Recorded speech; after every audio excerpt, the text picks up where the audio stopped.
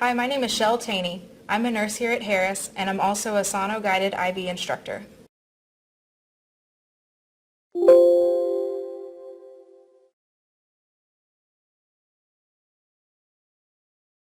Hi, my name is Shell Taney. I'm a nurse here at Harris, and I'm also a sono-guided IV instructor.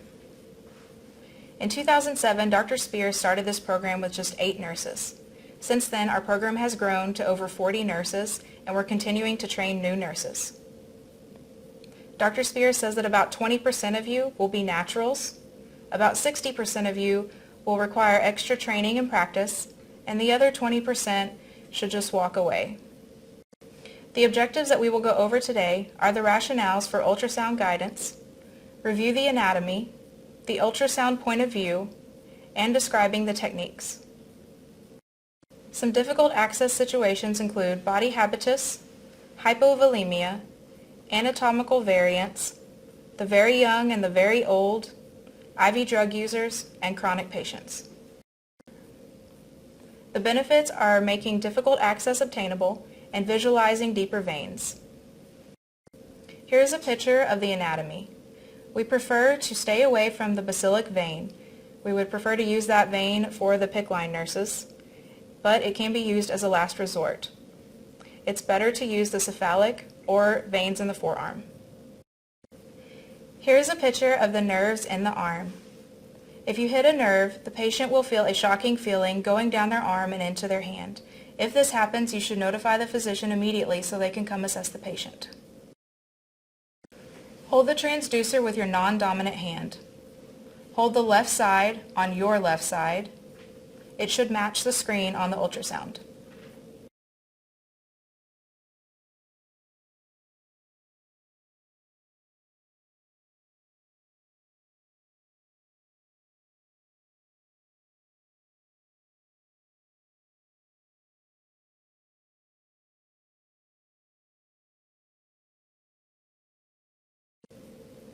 Transducer orientation terms. Short axis versus long axis. The short axis is also called looking down the pipe, transverse, or cross-section. This is the most preferred method and it's the easiest to master. The long axis is also referred to as a long axis or longitudinal. Advantages of short axis include it's easier to teach and learn. You can identify local structures. It's easier to test compressibility of the vessels. It requires a smaller footprint transducer, and you can direct the needle around other vessels. Some disadvantages of short axis are you need to learn to advance and move the transducer. Tracking the tip can be challenging. You can go through the vessel and not know it, and you need to learn to give it a wiggle. Here's a picture of what short axis looks like.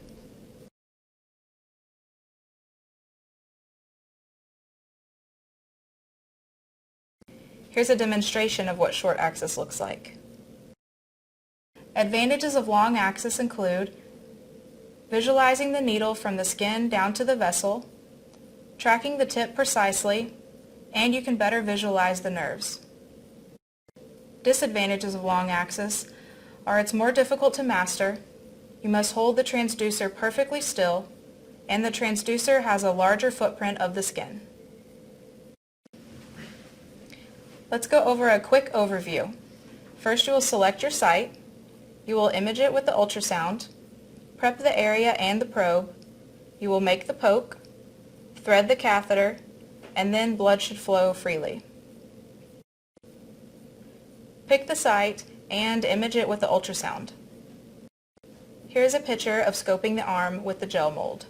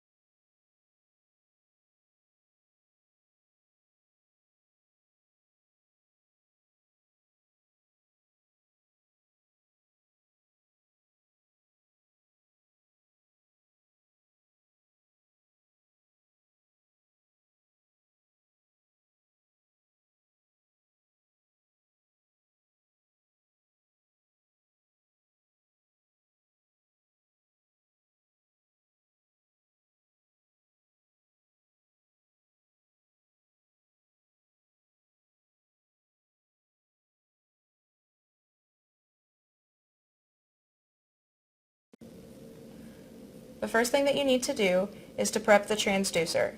Clean it with the gray wipes. There should be some attached to the ultrasound machine.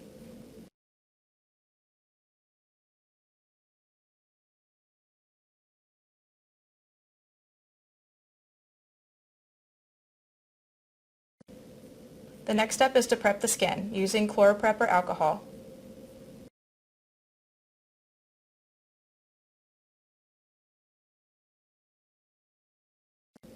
Here are some different forms of ChloraPrep that we have. The next step is to make the poke.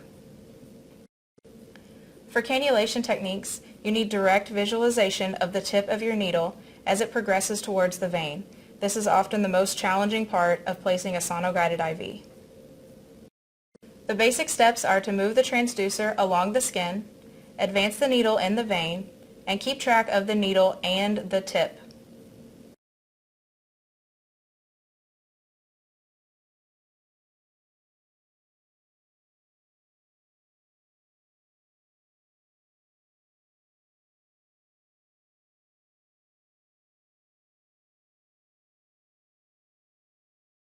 Direct visualization technique is sometimes called the delicate dance. It's a coordinated movement, and sometimes it can be a nightmare. It's more precise, and it helps you avoid unwanted punctures. We will go over and demonstrate how to give the needle a wiggle and show me the tip. Give it a wiggle. With your dominant hand, you wiggle the needle. Slight movement in and out of the beam will show you where you're at. The transducer needs to be held completely still. The needle tip moves in and out of your beam so you can know where your needle is at.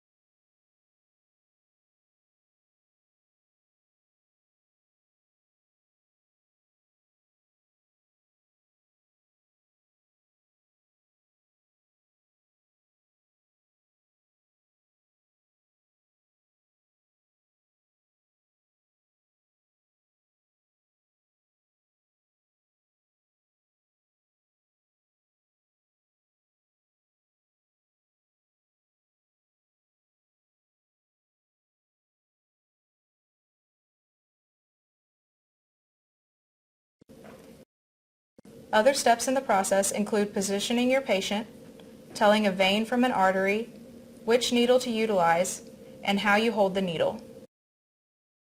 Positioning your patient.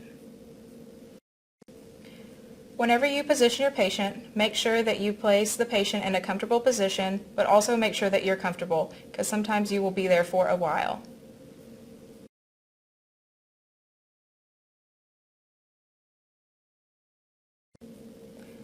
Let's go over how to tell the difference between a vein and an artery.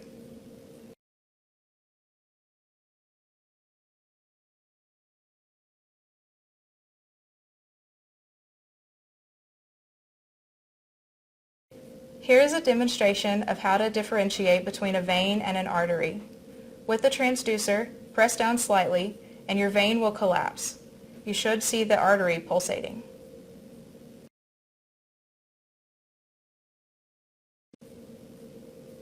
Let's go over catheter selection. We carry 18 and 20 gauge catheters, and they come in 3 different lengths. Determining which catheter you use depends on how deep the vein is and your patient's body habitus. Here are pictures of the 2 different size gauges that we carry.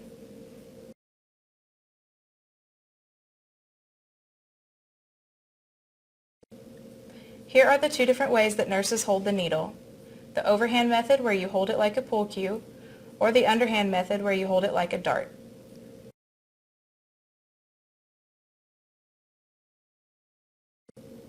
Picking your angle. If you go too steep, you can hit the back wall of the artery and blow the vein.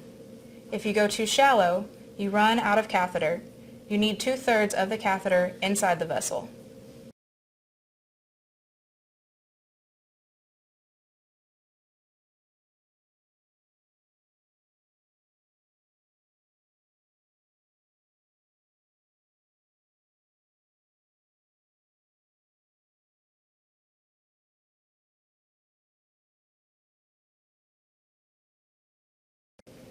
Make the poke and then advance the needle. Confirmation of being in the vessel. How can you tell if you have entered the vessel? You will see the needle tint the vein just before it punctures through.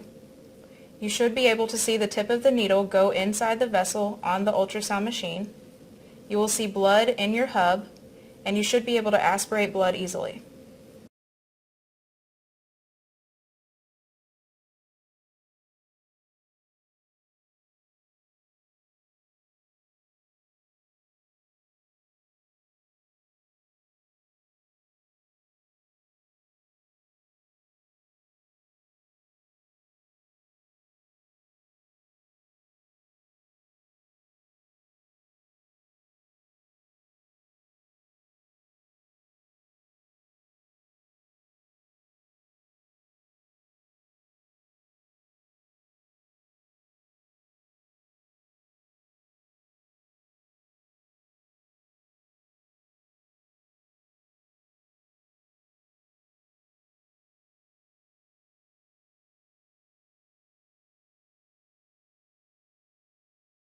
The basic steps are to move the transducer along the skin, advance the needle in the vein, and keep track of the needle and the tip.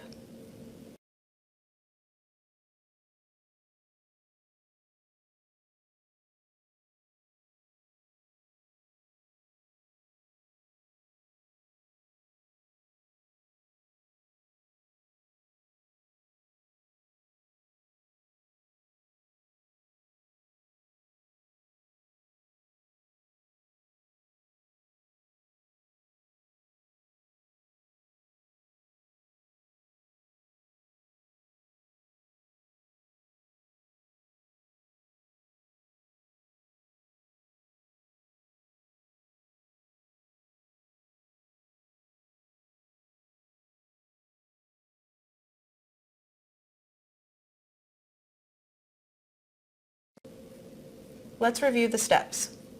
First, you will select your site. You will image it with the ultrasound, prep the area, make the poke, and thread your catheter. Let's go over some pearls and pitfalls. Be patient with yourself. It's okay if you miss. It's something new and it's going to take some practice. Make sure that your insertion site of the needle is a couple of centimeters back from the transducer. Be able to visualize the needle tip at all times. The needle might be deeper than you think, so find your tip again. Get comfortable, you may be there a while. Enter the vein and advance it 1 to 2 millimeters at a time. Try to train yourself to look at the image, not down at the hub. It's okay to give up and go with plan B, and master short axis, and then move on to mastering long axis.